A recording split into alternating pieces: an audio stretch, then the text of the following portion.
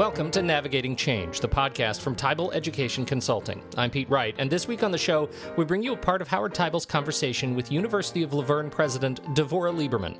This week, President Lieberman introduces us to University of Laverne's pragmatic forecasting and planning effort, which helped to uncover creative solutions to meet future career need and real student demand today.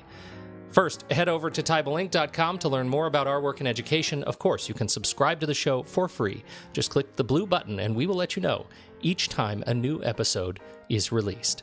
And now, Howard Teibel with University of Laverne President Devorah Lieberman.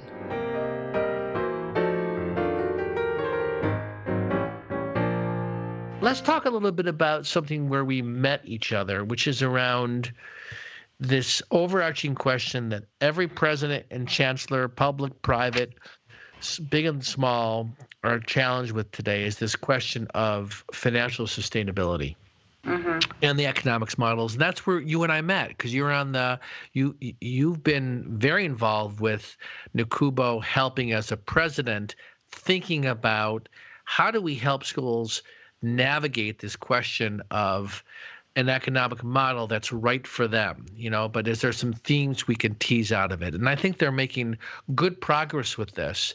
But you also have some things happening on your campus that I'd love you to share about that really speak to promoting financial sustainability. There's no silver bullet. That's the first thing. That's answer number one. Good. There's no silver bullet, but unless you begin to identify strategies for financial sustainability, you're going to go into 150 different directions, and you're going to try so many different things that you'll never be focused on something to do together. Yeah, so how do you keep it focused? Because that's the challenge. There are, in some sense, because there is no magic bullet, we're forced to experiment. And we're forced to experiment on things, and we don't know what really is going to be the right hook. You have a really interesting hook around philanthropy that showed up that I want you to share with the listeners around. So when we were in our meeting together, I drew a car, and the car that I drew was a basic vehicle that had a driver and 4 wheels.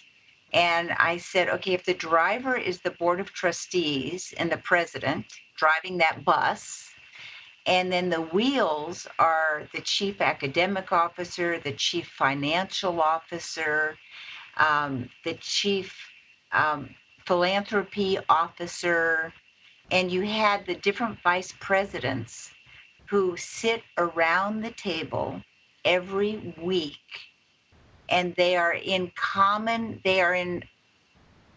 concur with each other with the conversation about how this bus is going to move forward. Then you're all agreeing on what are the strategies that you're going to use together to try to create this financial model that's sustainable. So jokingly, I'll say, the wheels on the bus go round and round, round and round, because if those 4 or so wheels aren't going in the same pace together, and the driver being the board of trustees and the president, you're all going to be going in different directions, thinking your way's the right way. So you've got to move in accord with one another so that bus moves forward. So here's what we've done, a couple of things that have, I think, been very fruitful in keeping that bus moving forward. The first is that all of the vice presidents with the board of trustees decided on how to move forward with and this was in 2011, a 2020 vision. And the 2020 vision, with focus groups from across campus, very strategic, very thoughtful, very in concert with one another, created a 2020 strategic plan. And that 2020 strategic plan started with what careers are going to be the most needed in the next 10 20, and 30 years. So this was designed back in 2011, 9 years prior to the 2020.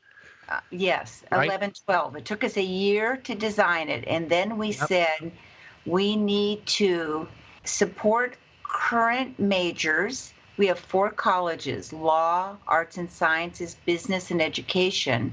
Support the current majors that are related to the fields that are going to be needed in the next 10, 20, and 30 years, and then create programs that currently don't exist at the university that will attract and retain students that will meet those needs. So we agreed as a whole campus where to invest strategically in recruiting and attracting students to meet those future careers, and that helps with your financial sustainability. Okay, so let's talk about this in more detail, because what I'm struck by is if I think back to 2011 and what the world looks like today, or what it looked like two years after 2011, one of the core challenges is there's a window that you have that you can see what's possible and what's out there in new careers. And obviously you can be creative in 2011 to anticipate 2020. But I would imagine by the time you got to 2015, other types of careers or disciplines started to emerge. So how do you, and I think this is important for every institution, continue to stay nimble, recognizing that what we know today, 2 years from now, could be dramatically different in terms of the innovations, emerging technologies, external factors in the world that keeps what we're doing ahead of the curve? The first and most important answer is you cannot be so nimble that you're trying 15 new programs every single year. You have to say which are the programs that we're committed to that our data and our forecasting tell us will continue to be in demand. So for us, the 2 areas in 2012 that we said we have to invest in, one is healthcare.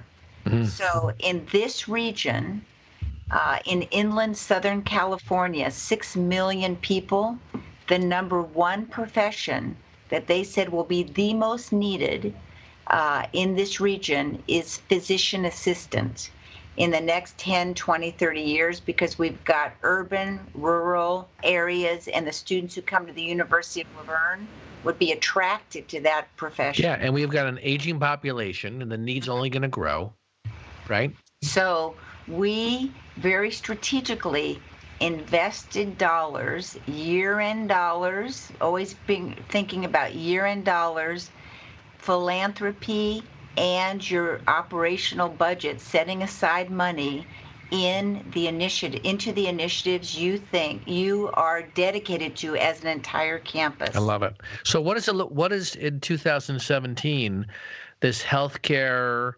focus or increasing focus? What does that look like today? It's more apparent than it was even in 2012. So we intend to start our first cohort of physician assistant students in this June. We have 20 slots for that first cohort, and we had over 800 applications for those 20 slots. Fantastic. Yes. So a group of us a few years ago, and now it's really has traction and legs, a group of higher education presidents and a group of hospital presidents and other healthcare providers, we got together and we said, because healthcare is going to be the most needed profession, and there are professions in healthcare that we don't even know exist yet that are right in front of us, because there's going to be such a need in this region, let's form a group, and we called ourselves Convergence. And this group, Convergence, is about 50 healthcare provider institutions and institutions of higher education. And we started with the end game, the user. meaning what professions are going to be needed, and we're creating pathways from high school, crosswalking public and private institutions into clinical rotations, into the organizations that serve the patients and the citizens in the region. So Convergence is creating a model that's touching thousands and thousands of people that doesn't exist anywhere else that I know. And the concept is break down those barriers, break down those walls. What do our regions need? And let's create where there was no pathway before. Let's create those pathways through education to meet the needs that the whole region needs in healthcare. And that is taking on having a huge impact on the greater community. Will we be able to share a link where people could learn more about that? Yes. Okay, so we'll make that available. Get that to you. Great. A second one that I want to share with you, in private education today, the perception is private education is not accessible financially to so many of our students. How do we break down that wall here, or how do we break down that perception so people know that higher education is accessible? So what we've done is we've met with superintendents across Southern California, and we created a program called Partnership for Access to College Education. And recently we had a signing with approximately 15 superintendents from 15 different school districts across Southern California.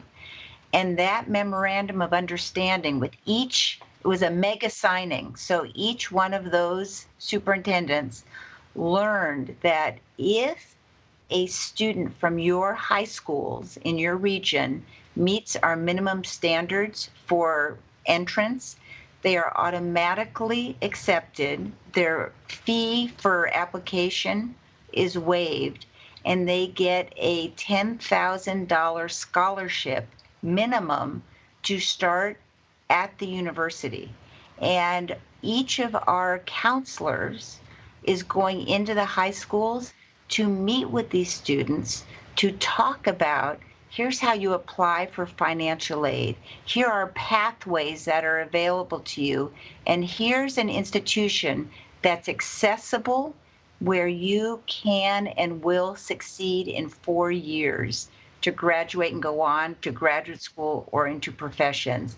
That's truly removing the stigma, the perception that higher education financially is not accessible. Especially 40% of our students are first generation, over 40% are Latino, and for many of these students, they were not aware that private education is an option. This is a multi-pronged approach. It's got a vision, it's got education, which is educating the students about this is how you do it, and it has the kind of support that they need, both financial and non-financial. But the key thing here is you can't just have a vision.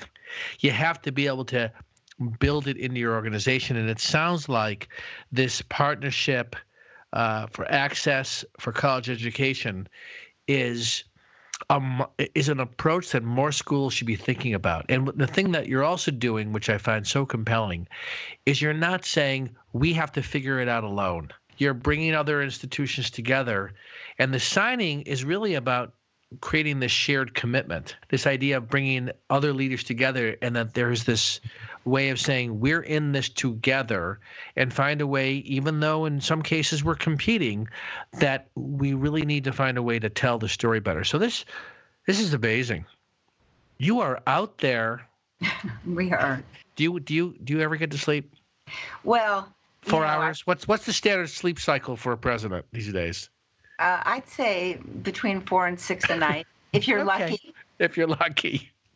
But I think the secret is to be successful is to wake up every morning and say, what can I do today to help with the success of these students, our students, and to go to bed at night saying, what did I do and what can I do tomorrow?